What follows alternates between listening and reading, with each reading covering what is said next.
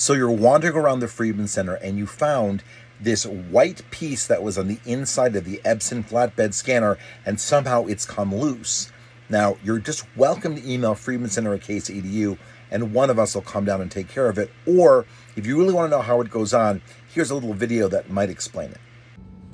When you lift it up, you're going to see this backing piece here, and you can see it's a little worse for wear, but you'll notice that there's a lip that faces you and it's a straight edge towards the bottom.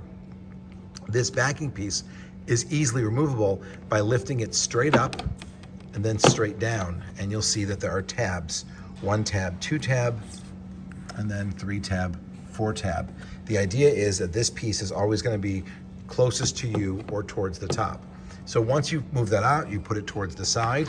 You need to put this other piece back on. And these get pretty beat up, I'm not gonna lie. This can be a little challenging at first, but we're gonna do it really straightforward. All right, so what I'm gonna do is I'm gonna take the front 2 tabs and I'm gonna slide them under all the way up. Then I'm gonna, with them all the way up, I'm gonna slide the other 2 rear tabs in, and that's it. The front tab should be fine, and the back tab should be fine as well. So again, you slide in the front, and then you slide in the back, and then it stays there, and it should be good to go. If you have any questions, if there's items missing, there's items broken, you're not quite sure about something, make sure to email freedmancenter@case.edu, and we will do our best to replace what's missing, fix what's broken, and help you as soon as we can.